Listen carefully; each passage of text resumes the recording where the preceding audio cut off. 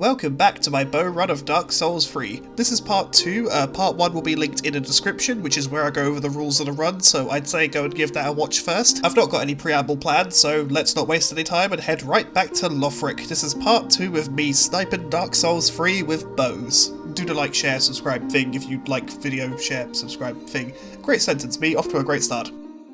With the Abyss Watchers effectively Abyss Watched, we can now proceed into the Catacombs of Carthus, my second least favourite area in the entire game. A rather underwhelming maze containing skeletons and more skeletons. Of course, as we've just defeated a boss, let's take the real prize, which is reversing our hollowing. This area isn't as bad as it could be. The skeletons in Dark Souls 3 are nowhere near as annoying as the ones in Dark Souls 1, in that these ones are actually polite enough to take some damage from my attacks. Thank you, Skelly boys, I appreciate it. Of course, without all of those vulnerable squishy bits, we are still basically trying to poke a rock to death. But hey, I've done stupider things. The majority of my Fallout 4 runs are a testament to that. For the most part though, I imagine I'm going to be running past most of the Skelly boys. Before we descend any further though, I want to quickly reascend, which means dodging this giant skeleton testicle, and that is a gross mental image I've just given myself, because I still need to visit Henri and push them further in their questline. Although since I'm down here, I might as well deal with the skeleton that's controlling the ball so that I can get a bone shard from it. Hello my pointy hatted friend, I like that you're just wearing one of the worker hats from the undead settlement and not an actual witch's hat. I like to headcanon it that these guys are just cosplaying. Anyway, let's take it out. It seems that the only thing that makes it want to run away is proximity to the player, so if we keep a distance, I don't have to chase it down, thus we can avoid aggroing every Skelly boy in a 12 crit radius. If I could just stop missing the head, I would— oh, fuck off. Oh, no, wait, the arrow hit. I genuinely thought the bone testicle would have blocked that, but no, apparently not. Anyway, let's head towards Henri. We'll grab the testicle's undead bone shard on the way back down. Now we just have to go through here, run past a bit where the skeletons spawn, because if you run fast enough, they don't aggro to you. And where the fuck is Henri? Oh. Wait a second. Oh, wait a second, I'm such a fuckwit. You see, how I usually play Dark Souls 3 is I go and beat up the Deacons of the Deep first because, you know, it's just easier to get it done with. The problem with doing that the way I've done it this time— great sentence, me, well done. The problem with the way I've done things this time is that Henri and Horace don't move on until the Deacons are defeated. So, because I really want to get the Lord of Hollows ending, we have to make sure Henri gets to a certain point in their own journey, which means we have to defeat the Deacons of the Deep before we challenge High Lord Wolnir. There is a chance that we could skip some steps, but I don't trust Dark Souls not to do a Dark Souls and be a dick about it, so I guess, fuck. You know what though, since I'm already down here, I might as well go and unlock the bonfire now. That way, when I come back later, I just have to go back up from the bonfire, which is actually not an easier thing to do, so this is kind of a waste of time. Why am I doing this? Oh yeah, because I don't think anything through, that's right. Oh, hold on a second, we have to wait politely for Skeleton Testicle 2, Bone Spunk Boogaloo to pass us by. Now we can make a mad dash for the bonfire, light it, and— oh yeah, I can't rest, I'm being pursued. Oh, you dirty little skeleton, I'm spoken for. I'm not, but, you know, I just don't find you attractive. I'm sorry, Mr. Skeleton, I'm sure you're very attractive by the standard of— oh wow, some dudes just really can't take rejection. You know what, it's fine, I was right by a checkpoint anyway. Let me just grab my souls back, now we can think about the Deacons of the Deep. I had one of those, what do you call it, a headache with pictures— an idea. There's an item in this game that I basically never use. Apparently, the alluring skulls are supposed to draw enemy aggro so you can get a few free hits on them. If this effect works on the Deacons, then maybe, just maybe, we have a shot. I suppose it can't hurt to try, so let's step into the arena and see what happens. I resent these Deacons of the Deep for currently being the biggest challenge I have to face. But oh my fuck, that actually works. That's fantastic, that's something to work with. Because they're all focusing elsewhere, I can much more easily get a shot off. Now I just have to, you know, hit the target. Wait, has the effect already worn off? Fuck, how long was that? I wasn't timing it. Hold on, let me just throw another one.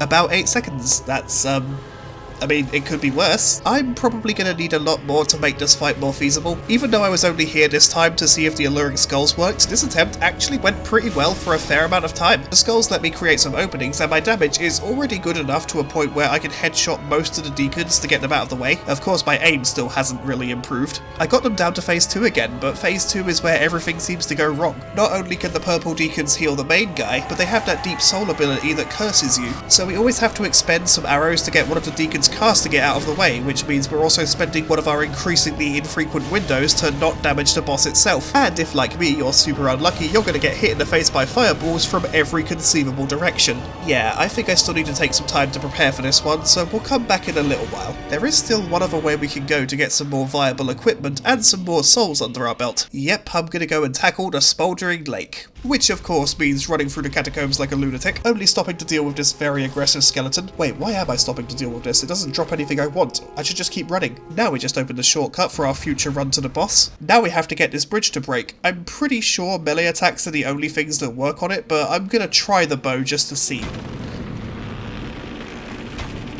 Okay, so we're gonna need a pissed off skeleton to break the bridge for us. So come at me, you bony bastards.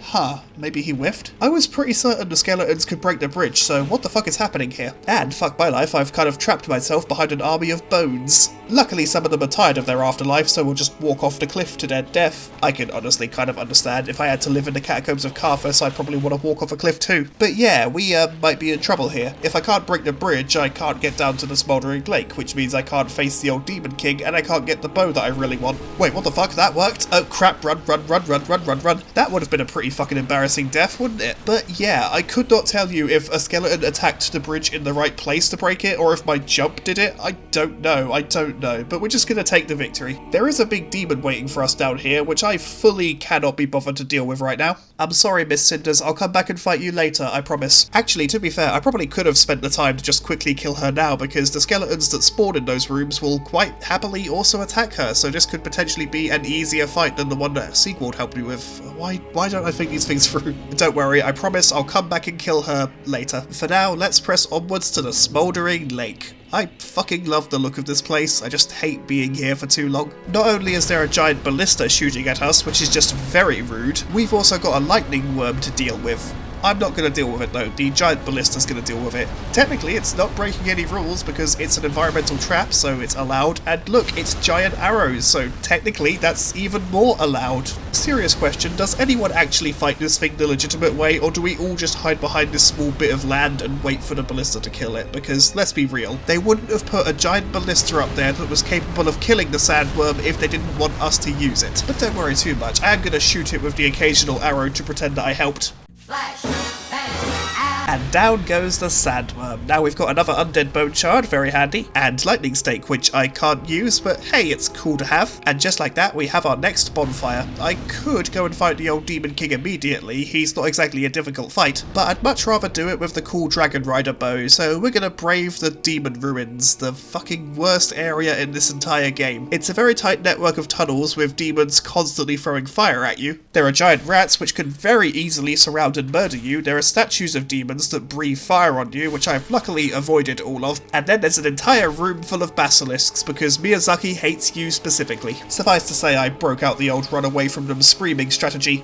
It worked. Oh, there's also a Black Knight waiting for you with a great sword who's very happy to either one-hit kill you or throw you into the lava below because he's a bit of a dick. Again, no shame, I just ran past it. Let's just pretend that I did that to conserve ammo and not because I'm a massive bleeding coward. Anyway, now we just gotta drop down here and grab the Dragon Rider bow for our very own. Having a quick look at the stats, I realise I can't use it yet because it needs 19 strength and I only have 12. Well, fuck. Well, technically we don't need 19 strength at all because bows are always two-handed weapons, so the strength requirement gets lowered. I'm just gonna go and turn off the ballista so it doesn't murder me from a distance. Well, no, the strength requirement doesn't get lowered, we just get a 1.5 times multiplier to our current strength stat when two-handing a weapon. The problem is I have 12 strength and a 1.5 times increase in that is only 18, so we're still 1 point short. Luckily for me, I'm about to pick up a piece of equipment that's gonna make getting souls a bit easier. The Shield of Want. This increases the souls we gain from killing enemies. This effect continues to work even if the shield is just on my back, so I don't even have to consider its stat requirements. Ooh, I've just noticed we have a lot of souls on hand. If I quickly head back to Firelink Shrine, I may be able to squeeze out another level.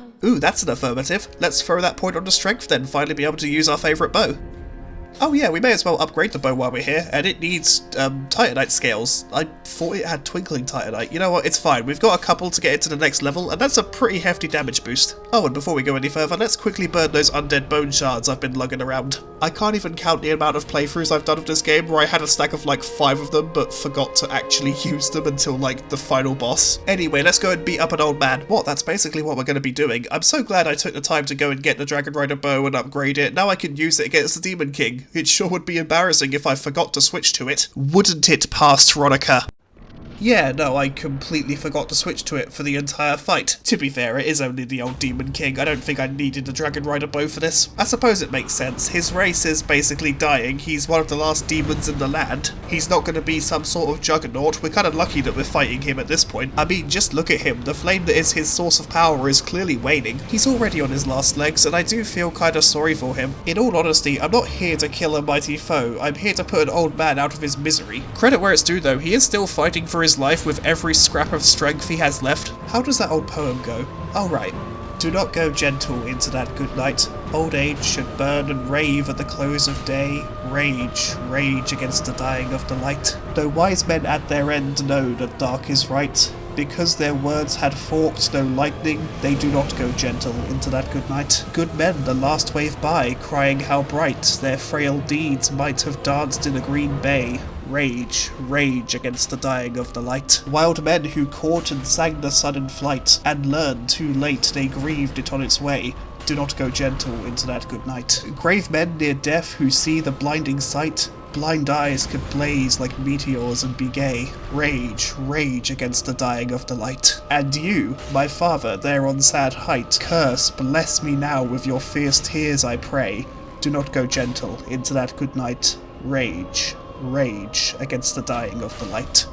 Yeah, I read you a fucking poem. I thought I'd bring some class to the channel, even though I'm fully aware that I have the eloquence of Boomhauer from King of the Hill. Also, I thought it would make this fairly underwhelming fight a little bit more interesting. With the souls I got from defeating the old Demon King, I've boosted my strength up to 16, and I've finally remembered to equip the bow. This thing looks so cool. I am one step closer to my final form. Before we head out, I might as well upgrade it one more time. Because it's a special weapon, you can only upgrade it 5 times, but each time you do, you get a pretty hefty damage increase. Let's take it for a test drive. Oh, Gwyn, damn it, Dark Souls 3. I guess we're waiting for the fog wall to go away.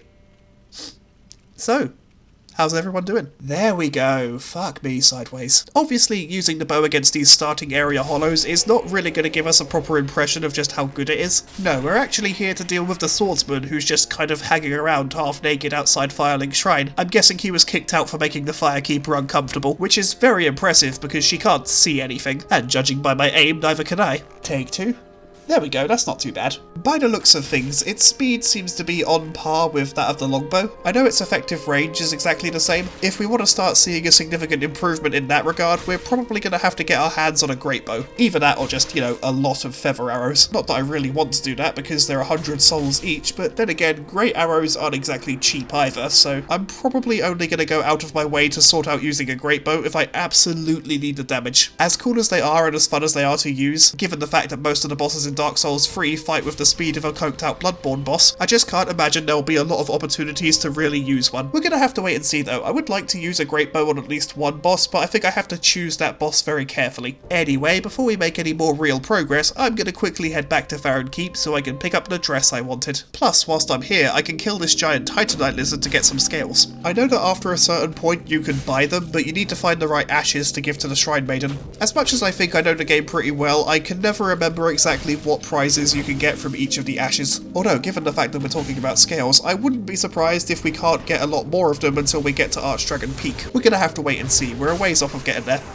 Now, to get my real prize, we just have to get past some basilisks, because apparently a poison swamp wasn't enough. I have a working theory that whoever was responsible for the basilisk enemies was definitely having a really bad day. Like, here's an enemy that can breathe a cloud of poison on you that just kills you instantly if you're standing it for a couple of seconds. At least by the time of Dark Souls 3, they seem to have cheered up a bit, because now you also don't have to sacrifice 50% of your health if you get killed by them in your next life, so, you know, that's an improvement. Also, they apparently lost a melee attack that they used to have in Dark Souls 1, but I don't remember ever seeing it in Dark Souls 1, mostly because their main attack was to try and give you tuberculosis. Anyway, we finally have the golden scroll. That's not what I wanted. Oh yeah, it's in the chest. Anyway, we finally got the antiquated dress. Now I'm the prettiest princess in all of Lothric. I just need a tiara or something, but luckily the Pontiff Knights tend to drop their crowns, so we might be able to get something later. Of course, we still have to deal with the Deacons of the Deep first. Let me just throw another point onto strength. Oh, actually, because I don't want any of the gifts that you can get from the boss soul, souls. I might as well just eat those now. There we go, one more level to throw onto strength.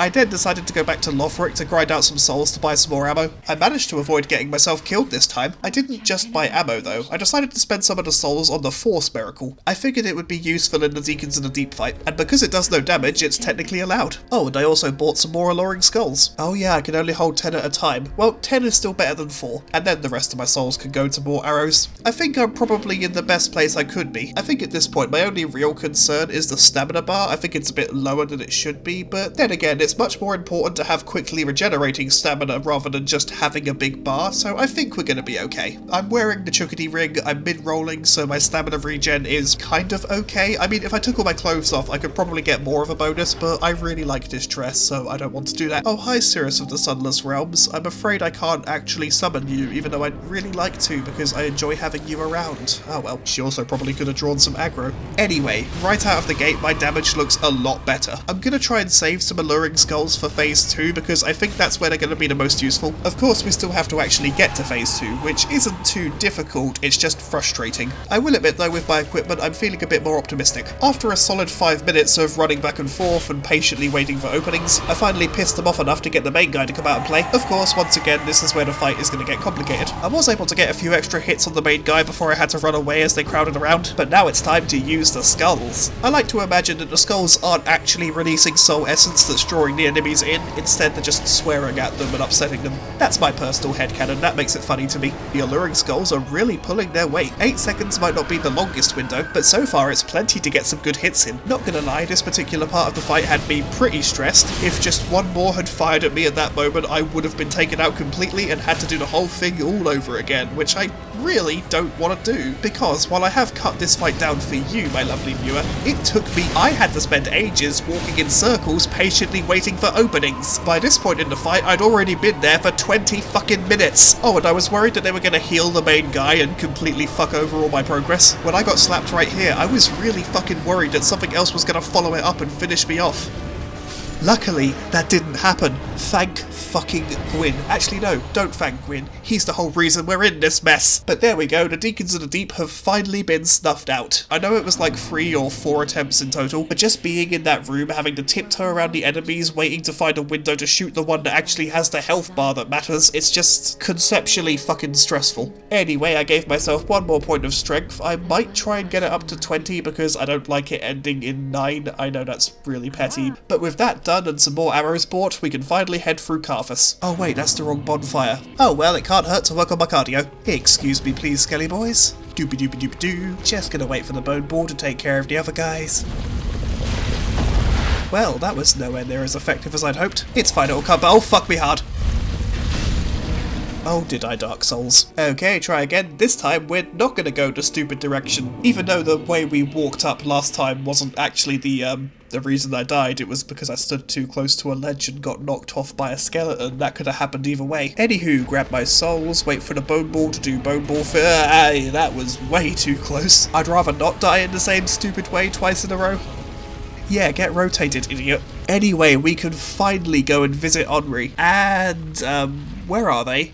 Oh fuck, I forgot to go and speak to them in Firelink Shrine, didn't I? Fuck it, I can't be asked to walk back.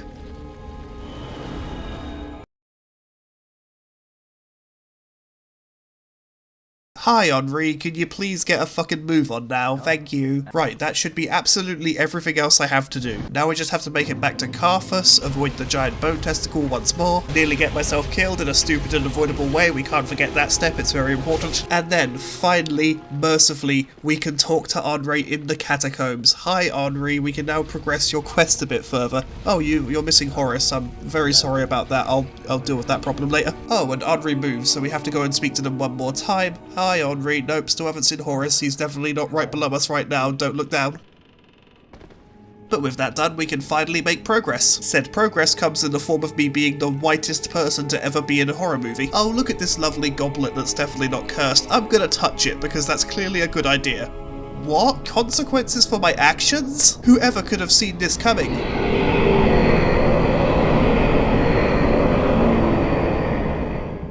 Oh, this is the bad place. Let me just continue my horror movie character audition, and now we're face to face with High Lord Wolnir, a big skelly boy that's bigger than all the other skelly boys combined. For those who don't know, the gimmick of this fight is that we have to break the 3 obviously glowing bangles around his wrists. Of course, it's possible to kill him by just hitting him in the bones, but I'm not that stupid. Like with the old Demon King, there's not a whole lot to see in this fight. All we really know about Wolnir here is that he was a conqueror, he's big.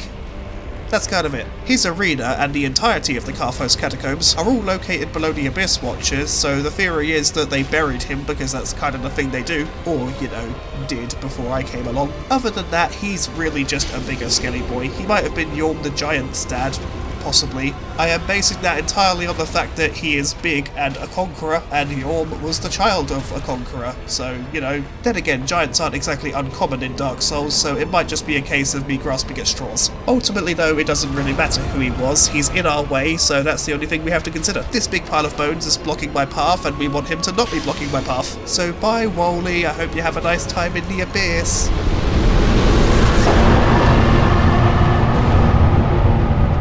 With all matters surrounding the most giant Angie skelly boy in the land finally resolved, the cursed mug is sated, and it opens the way for us to proceed to the most beautiful area of the game. It doesn't matter how many times I've played this game before, whenever I get to this point in the run, I always stand back to admire the view. Irophil of the Boreal Valley, you are as gorgeous as ever. I never understood why this bonfire is here, because there's one right back in Wolnir's tomb that's like a 10-second walk away. Then again, I think it's the one in Wolnir's tomb which is the useless one. Anyway, let's proceed into Snowland. I'm so excited. If I had to lodge a single complaint with the Boreal Council, I think it would probably have to be that these giant angry dogs definitely need muzzles. Please drop me, you don't know where I've been.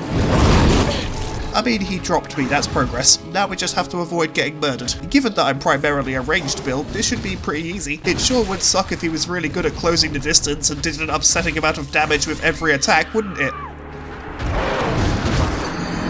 Or did I, Dark Souls? Okay, round 2, let's try and not fuck this one up. Okay, lining up a shot here was probably not the best choice. You know what, we're gonna take advantage of the fact that this guy can't leave Irophil. Well, can't or won't. Granted, after a couple of seconds he disappears, but that's still a couple of seconds where I could get some free damage in. So I guess we're gonna rinse and repeat. Come on, come on. Ooh, that was good. It's such a shame that bows don't have some sort of juicy critical hit animation. You know what though, it's fine, we've almost got this. Oh, fuck me running. Put me down, we've been over this, you don't know where I've been.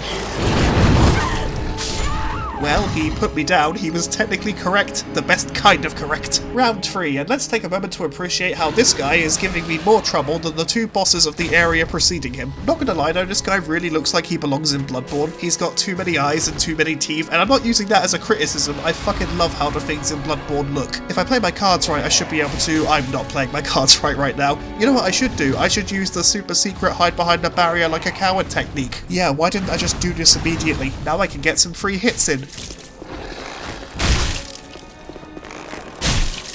Oh, you dick. It's fine, it's fine. He's 1 arrow away from death. We've almost got this. Beast of Sullivan, come out to play. There we go, we can now enter Irophil proper and grab the very first bonfire. Then I'm going to immediately run out onto the bridge to help Cirrus of the Sunless Realms out in her own personal quest. It's something that I really wish Dark Souls 3 did more of. Occasionally you can get summoned into NPC worlds to help them beat up some things, and as much as I love my dress, I think Cirrus of the Sunless Realms armour is the thing I want to be wearing at the final stretch of the game, and because I like her and therefore don't want to murder her, we're going to have to do this the long way. This of course means helping her kill the absolute dick waffle known as Kraton the Wanderer. He's fast, he's strong, he has a bunch of charms in his pocket that he can throw at us to stop us from enjoying special effects, and alongside his Esters he can also use divine blessings to restore his health, you know, like a cheating scrub. Oh, and also if he kills either me or Cirrus, then we have to try again. The only saving grace is that if Cirrus kicks the bucket rather than me, we can still be resummoned into her world to help her despite the fact that she's, you know, dead. It's kind of odd actually. It feels way more generous than Dark Souls usually is. You just know that in one of the design meetings there was one employee raising their hand saying, oh, but if Cirrus dies, should we make it so the game kills her permanently so you fucks over that quest for the entire run? Luckily, everyone else in the room kind of threw shoes at them to shut them up. Luckily for myself and Cirrus, Kraton doesn't really know how to handle a ranged build. Unlike Holy Knight Hodrick, he didn't bother to bring a shield that he could block my arrows with. If I do get hit, then wow, that's a lot of damage. But between the two of us, we're able to take Kraton down through the power of friendship.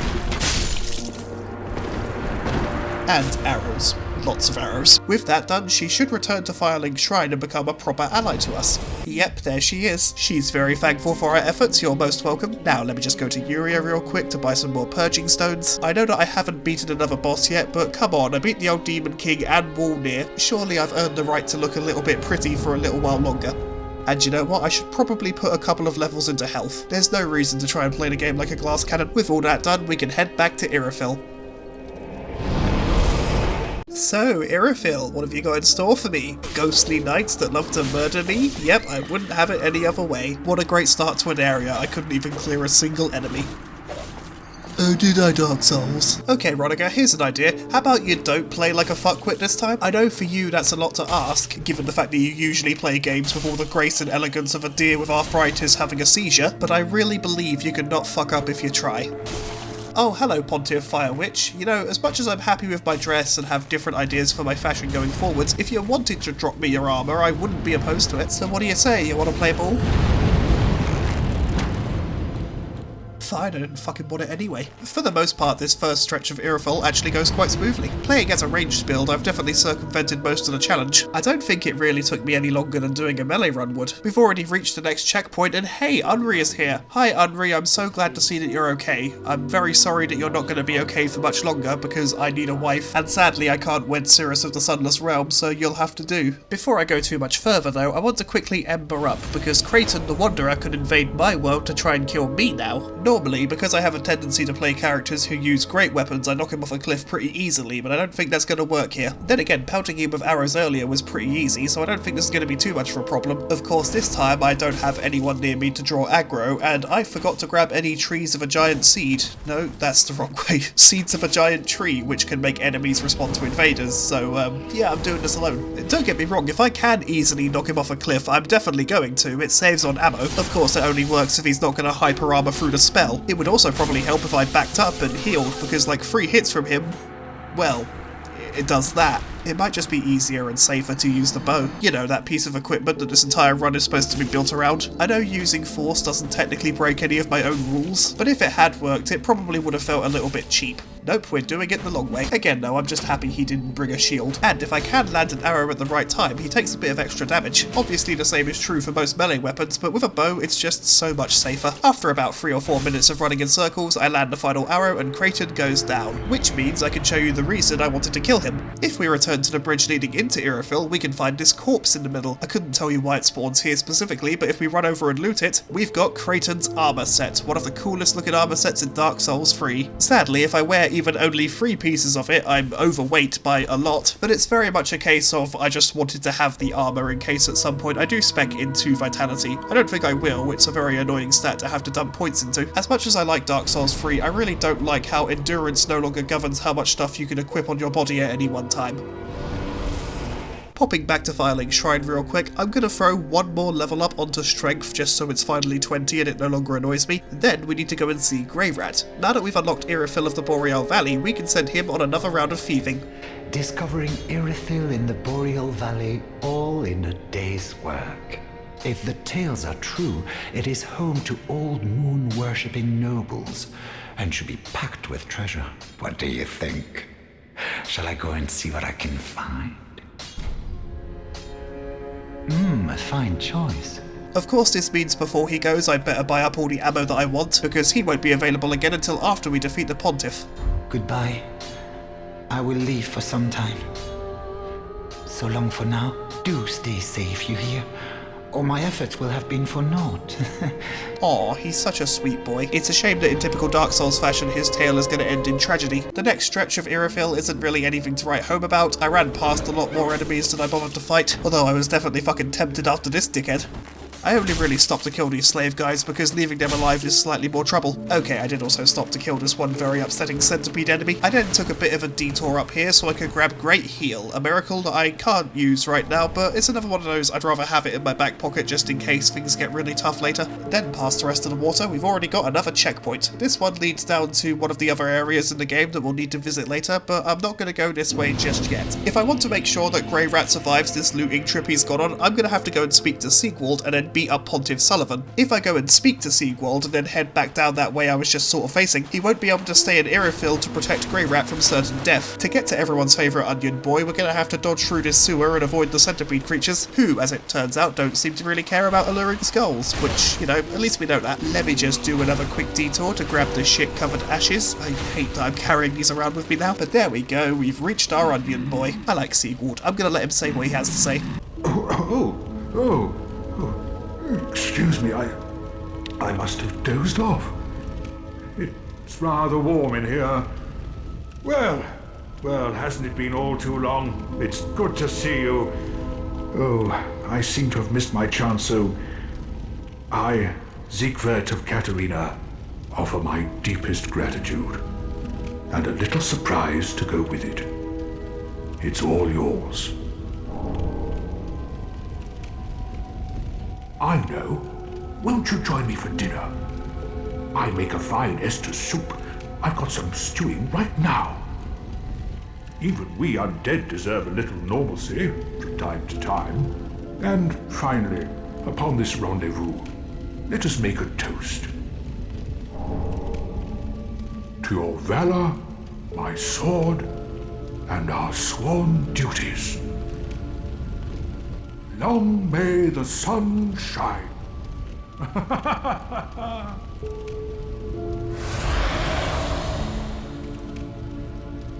Have you heard?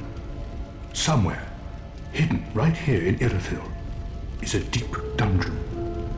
And even below that, the profaned capital, home of Yhorm, the reclusive giant lord. That reminds me, I've a grave promise to keep. Oh, sorry. I'm afraid I've cast a cloud over things. Well, I'm going to have myself a little nap. The only thing to do, really, after a nice toast. He's such a good dude. Pressing onwards, there are some Silver Knights blocking our path. Well, technically only this one's blocking our path. We could leave the other two alive, but I really want the treasure in this room, even though I have absolutely no use for it. Well, that's not true. I could use the hidden blessing that we find, but I won't. Still, it does help to wipe these guys out, because if I do die and have to walk back through this room, they won't respawn. I'm not entirely sure why they won't, to be honest. Every other Silver Knight in this game will quite happily respawn after death, but the ones in this room are unique in that they just won't. I guess they're not getting paid overtime or something, I don't know.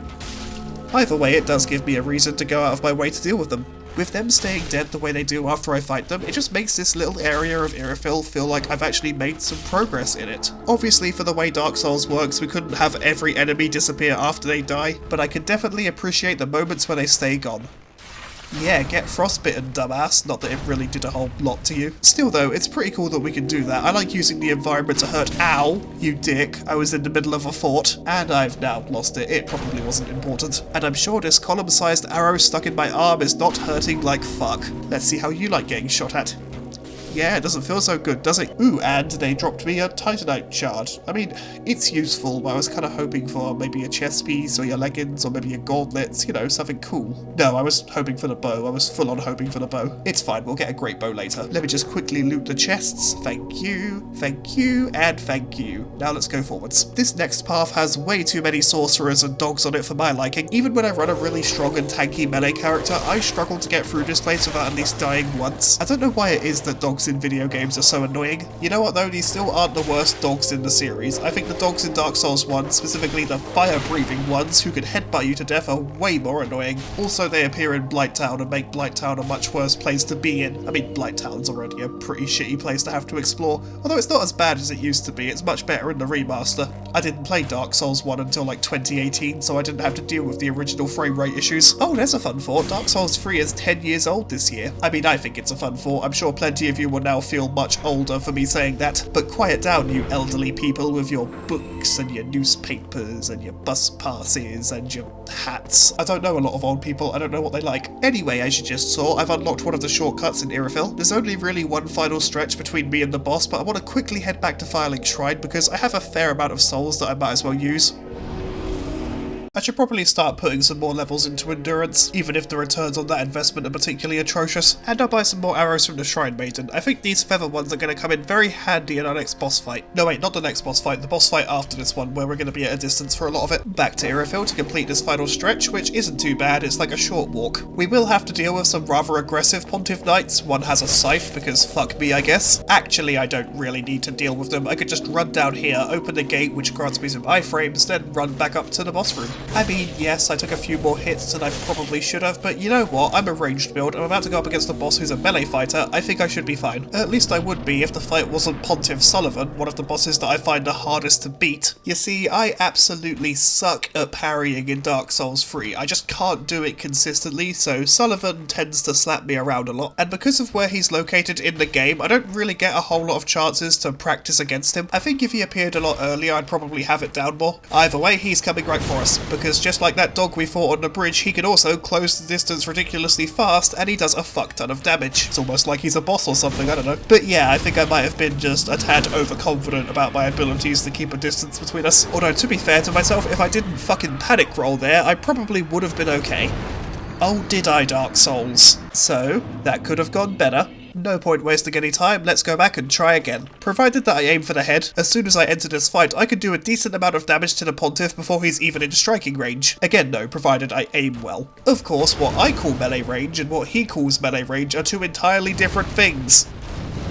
In this first phase, landing hits as long as I'm not too far away isn't too much of a problem. If I get outside a certain range of him, then he'll start dodging more often. At least I think it triggers him to dodge more often, I might have just been really unlucky. Yeah, no, that definitely hit me. Well done, Dark Souls. Yes, thank you, Dark Souls. Thank you, Dark Souls. Let me chug real quick. There we go. This guy's a dick. Oh, see, now he's dodging my attacks. I know, it's crazy. It's almost like he doesn't want to get hit by the things that will hurt him. I wish I would learn from his example. That was a little bit too close. I'm going to estimate that put me into a double digit of health. After bullying the Pontiff a little bit more, he enters phase 2, which, has me a bit worried. Yeah, because the rest of this fight's been a fucking cakewalk. Not only has he unlocked some more attacks now, he can also clone himself. The clone can be damaged, but it doesn't damage the main health bar, it just damages the clone. On the upside though, we can use the clone to predict what Pontiff Sullivan's about to do, because the clone will do it first. Luckily for us, the clone's health is significantly lower than that of Pontiff Sullivan, so if I do want to take it down, it won't exactly cost me a huge amount of arrows. Then again, my arrow count is not really that bad. Going into this run, I definitely overestimated just how much of a concern the ammo limit would be. Basically, aside from Gundyr, I've never been worried about running out of ammo. Running out of health, on the other hand, that's a much more pressing concern. I really thought that was going to be the run. Maybe round 3 will go better.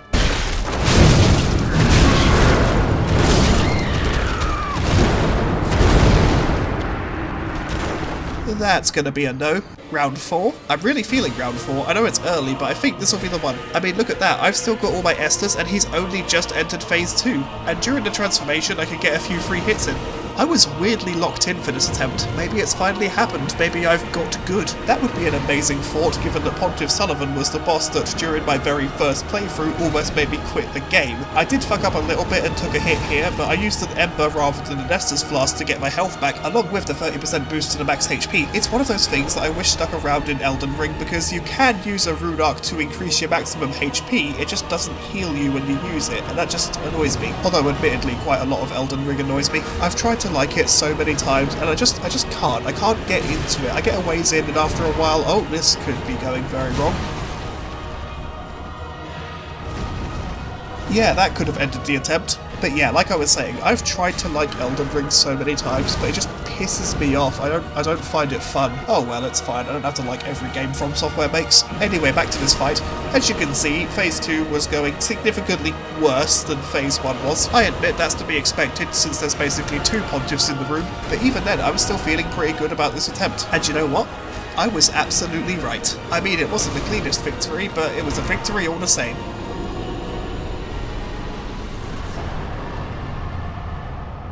Which means I can claim my true prize. Yay! And with the Pontiff dead, that should mean that Grey Rat has returned home, so let's go and say hi.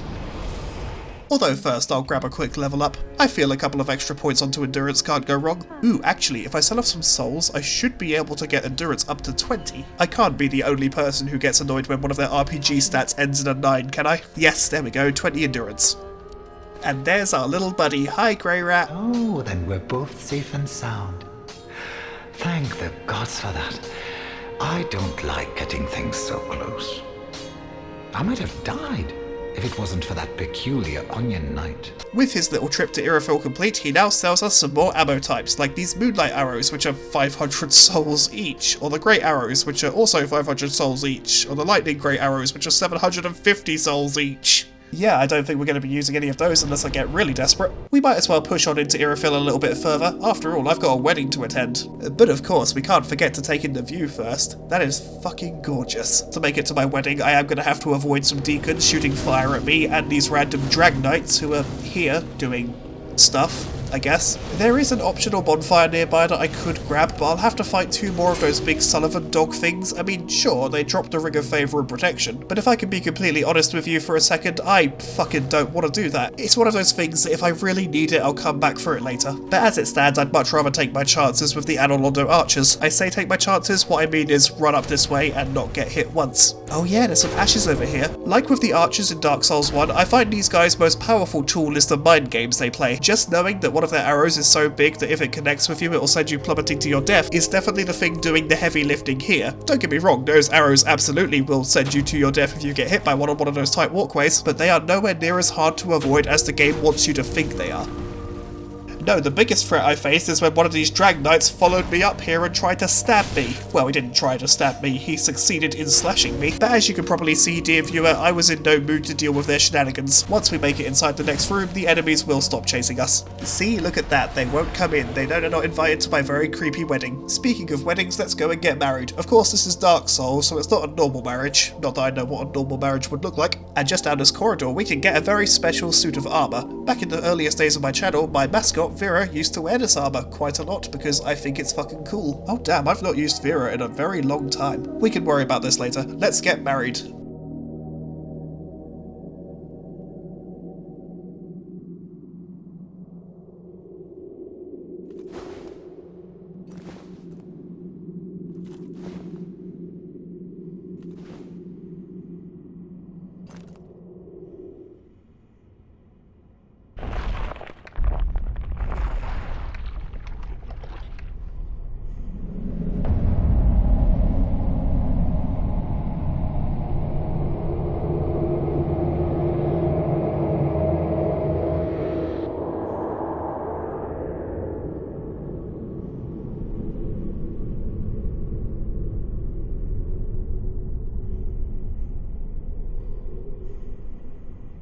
What? Don't look at me like that. All marriages in Lothric involve stabbing a sword into someone's face. I just remembered I was going to tell you some of the lore of the game in this episode, just in case you didn't know Dark Souls. Let's just give you the short version. Dark Souls' world exists in the Age of Fire, well, rather at the end of the Age of Fire, an age where gods were in charge and humans were not. In order to keep the Age of Fire going, someone needs to sacrifice themselves to the first flame, which is the first fire that existed in the land. Think of it like Dark Souls' equivalent to the Big Bang. It's the thing that started everything. Normally you have to make a choice, either set yourself on fire to preserve this age, or just let the Dark Age finally take over. Also, interestingly enough, the Age of Dark is also the Age of Humans, when humans are supposed to be on top. However, by this point in the series, lighting the fire barely does anything, and the Age of Dark can't exist for very long because someone else will light the fire anyway. So what are we doing? Well, basically, we're going to kick the fire off of its throne, fires don't sit on thrones, and we'll usher in an age of hollows. You know how everyone in the land is basically an undead zombie? We're just going to embrace this age, basically. That cathedral is absolutely beautiful. Don't get me wrong, I'll always love Anolondo from Dark Souls 1 and how it's bathed in golden sunlight, but this one's weirdly creepy, and I love that. Hopefully we're not going to spend too much time here though, because I just want to run to the boss and kind of get it over with. Aldrich, Saint of the Deep, has never been a boss I've particularly struggled with, so I feel confident in... I hate those things. So I feel confident that we can probably do this in a couple of attempts. Of course that means we have to avoid more deacons who are throwing fire at us. I guess they're mad that I killed their friends back in the cathedral, but luckily we'll be safe when we get to the boss himself.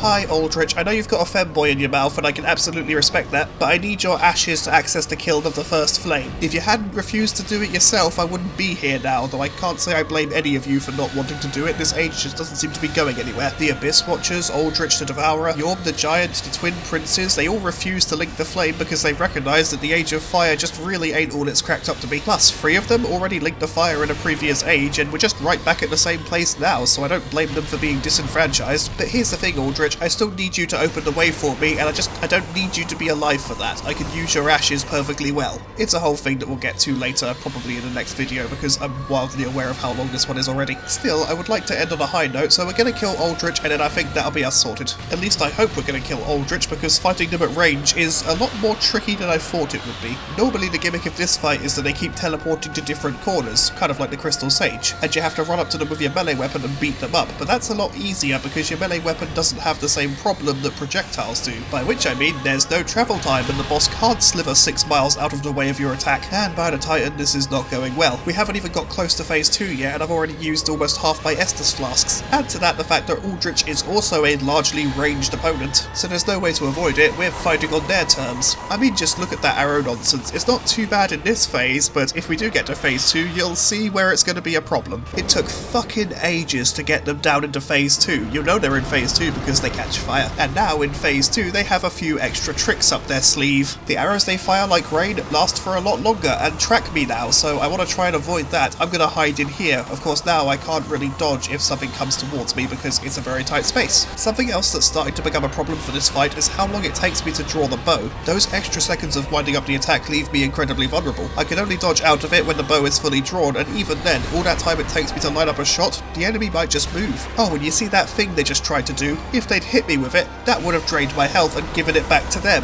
I suppose against that particular skill, the fact that I'm going to be out of range of it most of the time is fine, but I kind of have to be a bit closer if I want to get the best chance of hitting them because of the projectile travel time. And in this phase of the fight, they're so much more aggressive, so the windows of opportunity to actually hit them are incredibly small. I think what I want to do is try and get into mid-range where they think they can hit us with some melee attacks so that I can get a few free hits in after they've swung. Of course, being this close does mean that they might try to life hunt scythe us again, and if we get hit by either one of those swings, it might be a problem. Although, to be fair, you want to avoid getting hit by a scythe anyway, it's not a healthy thing to get hit by. Neither is a fuck ton of arrows, so let me just run away from that.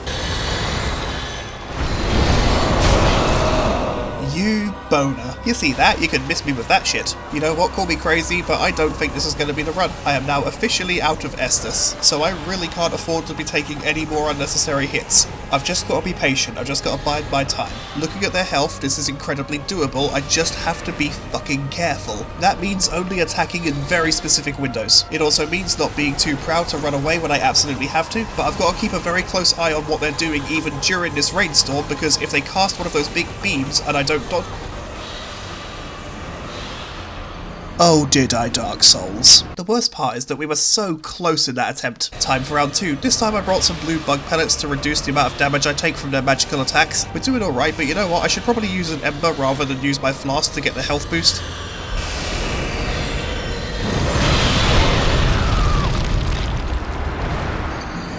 Yeah, I definitely should have timed that one better. Oh, and that means I wasted an ember. Huh, I thought I would have been hollow by now. You know what, I ain't gonna question it. I'm still pretty and that's all that matters. Oh, and for those of you who notice that every time I'm here that I get a small amount of souls added to my bank account, that just seems to be what happens when we spawn into the Anolondo bonfire. I couldn't tell you why. I think an enemy spawns in the wrong place and ends up dropping to their death or something. I couldn't tell you.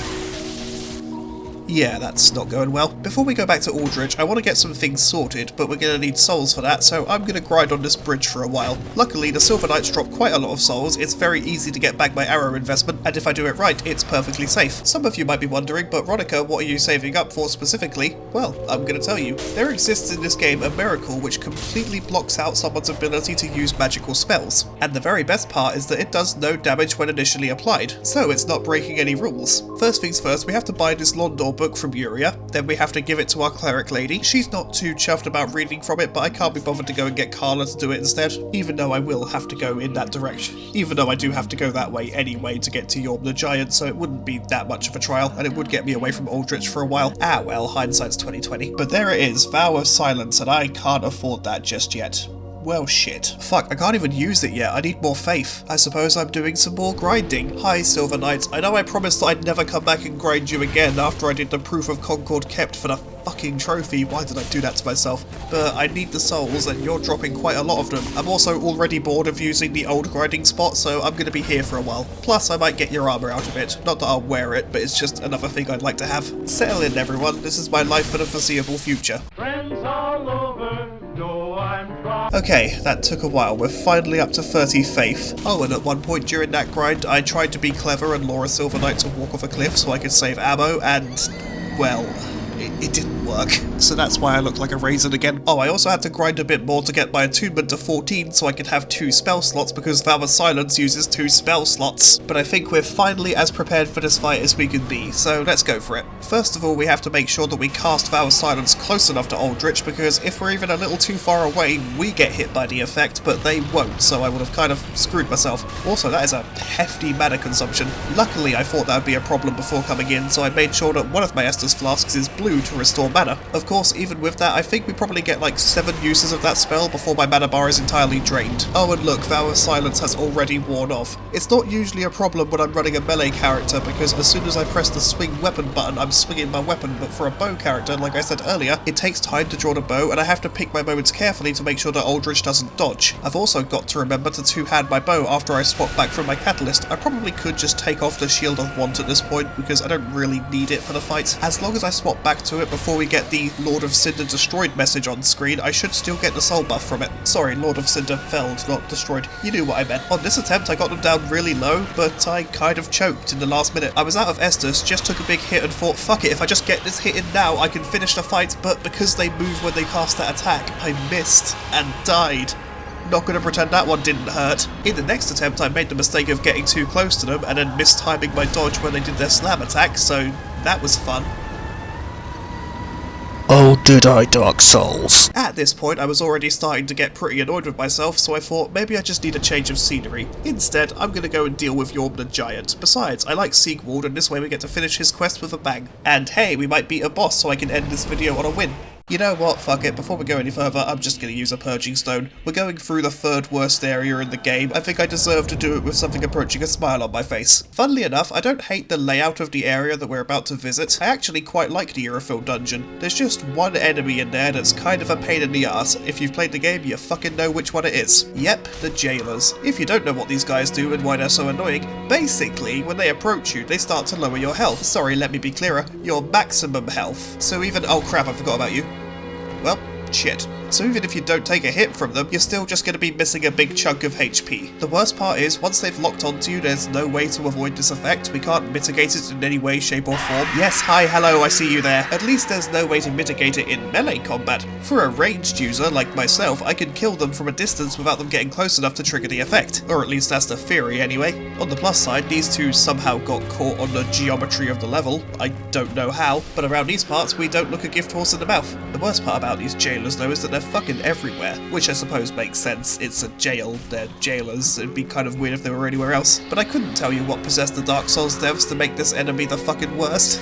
I would say the one saving grace these enemies have is the fact that their melee attacks are quite slow, if it wasn't for the fact that they can also cough out a cloud, which makes you slow roll, so avoiding them becomes much harder. On the plus side, the ones on this level seem to de-aggro quickly enough, and they have basically no poise, so knocking them around with arrows is pretty simple. On the plus side, not every jailer has this effect. There are some ones that are basically just reskins of the swordsmen and archers and hammer boys that we've already encountered. At least they have the manners to take away my health after hitting me. Anyway, let's all take a moment to appreciate the development team of Dark Souls 3 and how they don't throw one of the regular jailers in with these little crowds. Although for New Game Plus, that might have been a pretty decent idea. Anyway, here are some of the jailers who don't have that stupid HP leeching effect.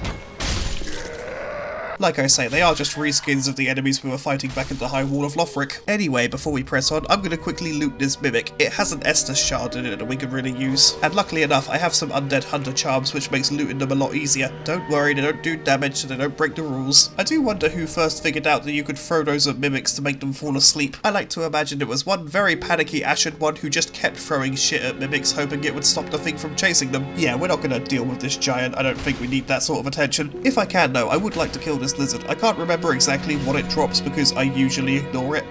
I mean, that's potentially useful. I'll happily admit though, I was definitely hoping for a Titanite scale. Just gonna grab this pickaxe real quick. I don't need it, it's just another thing that I like to have. I do sometimes wonder about trying to do an entire run with just the pickaxe, but I'd have to get to so far into the game just to even get one. I suppose I could have a friend drop it for me. I don't know, it's an idea. Anywho, I now have to run to the end of this sewer so I can grab a certain key, for you see our onion boy is in a bit of a bind. He's managed to get himself locked in a cell somewhere else in the dungeon, and is sort of waiting on this lovely damsel to go and rescue him. In the build up to the Yorm the Giant fight, I did consider whether or not we should allow Sigwald to help us, but then I figured this much. He's not a summon, I don't have to use any items to get him into the arena, he'll just show up provided you followed his quest. He's available offline, and if he dies, that's it, he won't come back. Oh, these rats really like to chase us. So after some consideration, I decided that it was okay to have Sigwald join us for the fight. After all, it's a very important moment in his own story, and honestly, I just feel kinda weird if I go after Yorm without Sigwald being there to at least try it himself. Besides, it's the only time throughout the series when an NPC will join you this way, I suppose unless you count Demon's Souls, which I don't because it's not Dark Souls, it's Demon's Souls, it's a different game. And don't worry, I am still considering doing the Demon's Souls run, it's just I'll have to do it for a third fucking time because the PS5 can't be trusted. Although that said, I think I might have figured out why it starts corrupting footage after a certain point, but I'm gonna need to test out the theory a little bit more before I say anything definitively. If it doesn't end up being the reason that I think it is, I'm gonna have to find that recording box that I used to keep connected to the Xbox that's not there anymore. Where have I put that? Basically, it's the thing I used to record footage from the Xbox because its onboard recording software is somehow so much worse. Speaking of things being worse than they should be, this room has way too many jailers in it, and can I be honest with you, I don't think I want to deal with that. So yeah, I'm just gonna run past them. I might come back later if I want the NPC who's locked away, but there's no guarantee. I also probably shouldn't be stopping to grab all these items because it leaves me open to being burned. Luckily enough, they very rarely follow us out of the dungeon, so we should be safe, you know, until the gargoyle happens. I can't help but think that the profane capital would probably get more tourism if its guards weren't so unwelcoming. Once again, I fully can't be asked to deal with this. I just want to get to Yorm so I can have a victory after I get to Sigwald to hopefully ensure that victory. Before I do though, I have to grab the bonfire in this area because I've forgotten to do that in the past, and it makes dying to Yorm a lot more of a pain in the ass. I've already made enough stupid calls in this run, I don't need to make another. Luckily for us, the profane capital area is quite small. I mean, sure, there are some rather aggressive gargoyles who really don't take kindly to my presence. Joke's on you, dickhead, you can't fit through this corridor.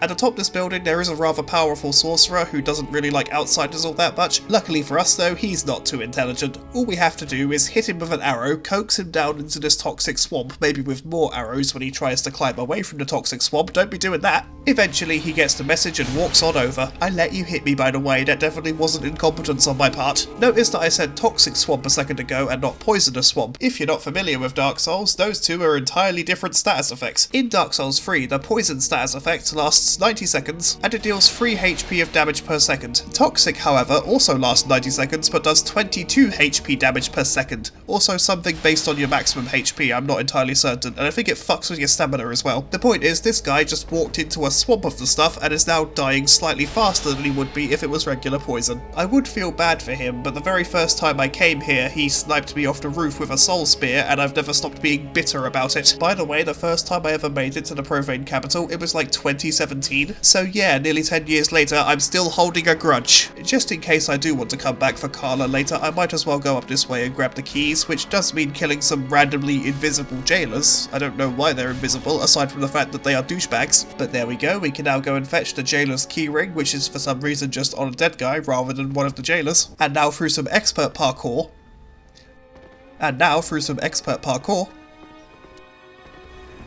there we go, we can rescue our favourite onion boy. You are a saint.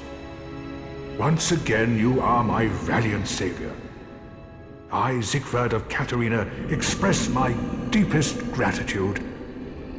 Take this, a token. Oh, and we could also grab the gold snake ring. It's like the silver one, but it increases the rate of enemy item drops rather than souls. Ah, no, please. Go on ahead.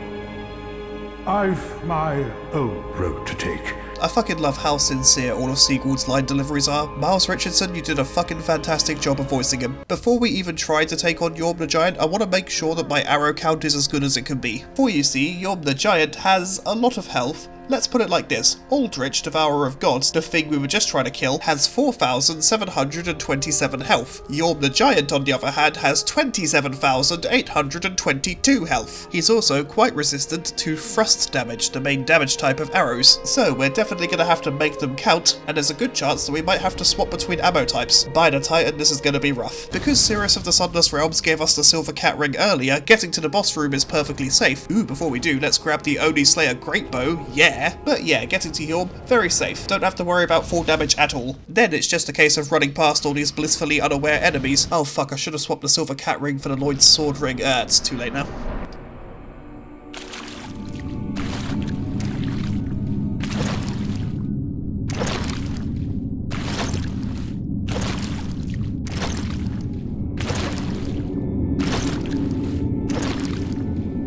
Yorm, old friend.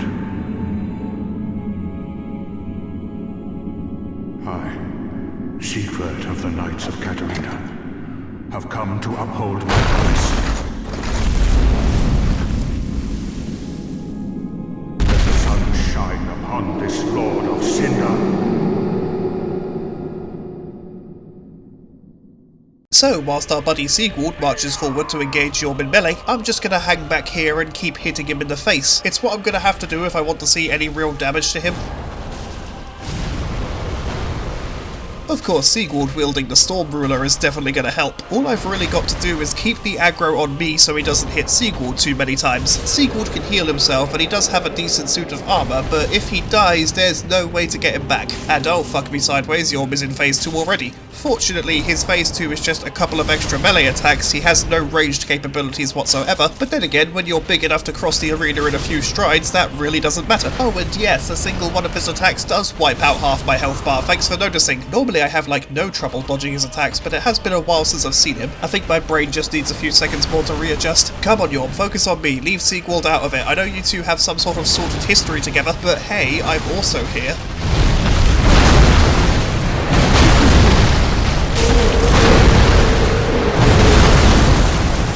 Well, fuck. We've lost our onion boy, and I can't get him back because he stays dead when he's killed. Shit. You know what, it's fine. Sigward already took out half of Yorm's health basically on his own. As long as I dodge properly and aim for the head, I should be good to go. Although annoyingly, the arrows seem to be hitting him slightly below the head, so they're not getting the most damage they could. Oh, that annoys me. So, that could have gone better. We've lost our onion boy, which means any attempts we do from this point onwards we're doing alone, but I suppose it's a bow-only run. I really shouldn't have been using onion boy anyway. But fuck, I still feel really bad. For those who don't know, Sigward and Yorm, they were buddies. Yorm is also a Lord of Cinder who linked the flame in a previous lifetime. Fearing that he would one day be called upon to link the flame again and not want to, he asked Sigward, if it ever happens, if I'm one day called again to link the flame and I'm not strong enough to do so, come here and kill me. He even gave Sigward a Storm Ruler, a sword with storms in the blade which is used to kill giants. Don't get me wrong, it's already a depressing as fuck setup, but at least this way they could have both had some closure. So our favourite onion boy failed, so I guess it's up to me to succeed. On my own, I don't know how well this is going to go, but I suppose I can take some solace that, like every boss in this game, I can take a few free shots at them before the fight really starts. And of course, the closer he gets, the more damage is being done each time an arrow connects. Oh wait, he's getting too close, that's not a good thing. Luckily, dodging through his legs is pretty simple, and this means we're closer to his dick. I think the primary strategy of this fight is going to be going for headshots at every conceivable opportunity. If we attack anywhere else on his body, we're only going to see double digits worth of health loss. Of course though, going for headshots does mean we're more likely to miss. His head is pretty fucking small, although on the plus side, I am nowhere near as concerned about our ammo count. I know so far we've barely done any damage to him at all. I think at most he's only lost like 5% of his maximum health, but we are only like 5% the way through these current arrows we have.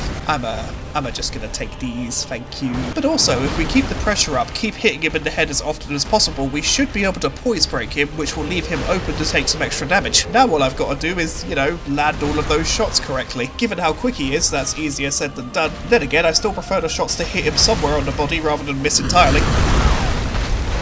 I should not have rolled there, that was a really stupid decision. And for fuck's sake, I'm already hollow again. I was toying with the idea of using the Oni Slayer Great Bow, but that needs a lot more dex than I have, apparently. Kinda think it should be more of a strength thing than a dex thing, but oh well. Given how long it takes to fire a Great Bow, it probably wouldn't have helped all that much anyway. Anyway, Yorm, I'm back, and once again, I've forgotten to swap to the Lloyd's Swordsman ring. That would have been a really good idea for extra damage. How could I keep forgetting to do this? I didn't really suspect that this particular attempt would be be the one. Mostly I'm trying to use it to figure out when I can and can't get away with shooting. There are a lot of times throughout this fight that it looks like he's leaving himself open to be exploited, but if I fail to factor in the projectile travel time, then I'm just going to be wasting ammo. And let's remember that if I start to run out of ammo at any point, I have to disengage, go and grind for some souls for a while, then go and buy some more, which is really tedious. But so far, I'm learning a lot about when it is and isn't safe to try firing, more so starting to appreciate that whilst the lock-on is very helpful, it doesn't need to be active all the time. When he moves in for one of these attacks, it's better to just disengage and walk forwards. Obviously, dodging will still work if you do it at the right time, but I find that a lot riskier.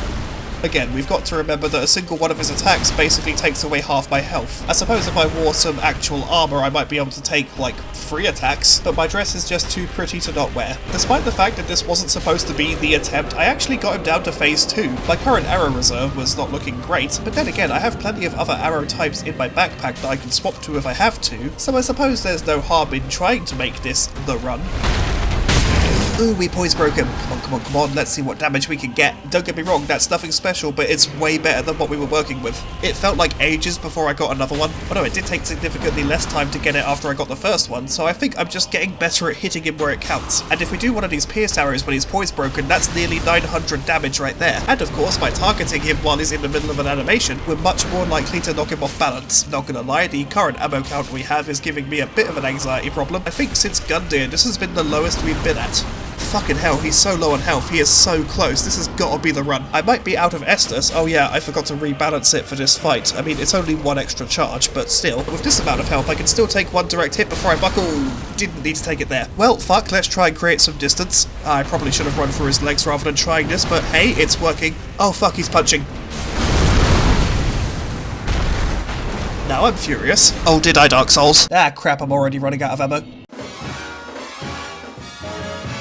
Okay, trying again, and this time I remembered to put the ring on. I also swapped out the standard arrows I was using in one of my slots for the heavy arrows. They do have a more significant drop-off, but if I can get closer, I should be able to do more damage with them, and hopefully some more poise damage. Only time will tell, of course, if this was actually a worthwhile strategy. Based on the fight so far, I'm not hopeful. Granted, I am using the feather arrows more than I'm using the heavy arrows, mostly because they don't have a huge range drop-off. But then again, we are pretty close to each other, so I probably don't have to be that worried about it. I mean, just look at that, the shot we took from this distance still did a decent amount of damage. And for the most part, I think I figured out where I can and can't afford to punish. Although I should probably start making sure that at least one of these headshots that I do to him when he's on his knees is one of the piercing shots. Okay, I've already taken way more hits than I'd like, and I don't want to waste any more Estus, so Ember time.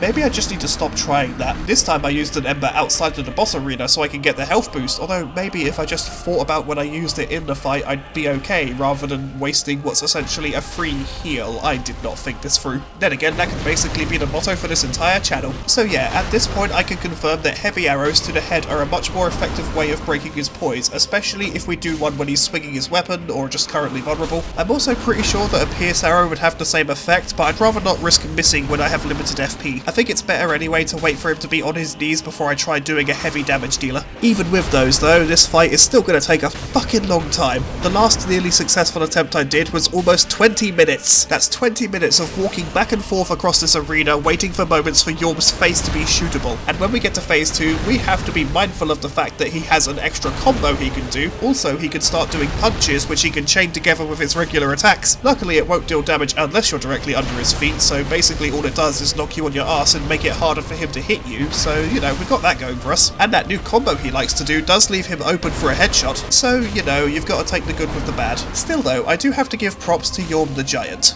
When he was risen from the dead to link the fire and uphold this failing world once again, he said no. He walked away, he came back to his home and sat on his throne. He refused to willingly remain part of a broken system. The world wants him to give up, to throw in the towel, to be just another cog in a terrible machine. A machine that, him being a giant, wouldn't even benefit his own kind. So, once the first flame started to fade again, he walked away. He chose to live his life. Of course he knew how it was going to end, but if there's one thing we can say about Yorm the Giant, he refused to go gentle into that good night.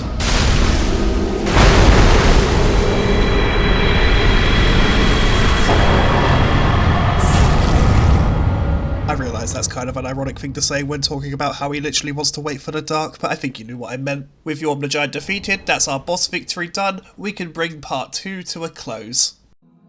So, that was an interesting time. I will say though, it's been pretty interesting figuring out what bosses are and aren't complete bitches when you use a bow. Gonna be completely honest, I thought Lothric would be a lot easier than they were. Then again, I failed to account for the fact that a boss that's kind of weak in melee is probably gonna make up for it in other ways. It doesn't matter too much, we'll get him next time. Obviously, I'm very happy that I got my dress, and I'm glad that the Deacons of the Deep didn't take anywhere near as long to beat as I was worried they would. Once I had the appropriate distraction stuff in place, it was just a waiting game, albeit a very close call of a waiting game, but in the end we got it done and we've made a fuckload of progress. Like I said, next time we'll give Lothric another go, and hopefully be able to access the other optional areas. We've still got the Consumed King's Garden, then the Untended Graves, then Archdragon Peak, and all the DLC spots, so we've still got plenty left. But for now, we're gonna leave it here. Thank you so much for watching. I know this video's already been quite long, and the last one was also quite long, so I really do appreciate you sticking about. I'm gonna try and get part 3 done for February. One more time, thank you so much for being here. Again, I really do appreciate it. It just means the world to me that you take time out of your day to watch these. Stay safe, stay warm, remember to drink your Estus. I love you all, and I'll see you next time. Oh, and Happy New Year, by the way.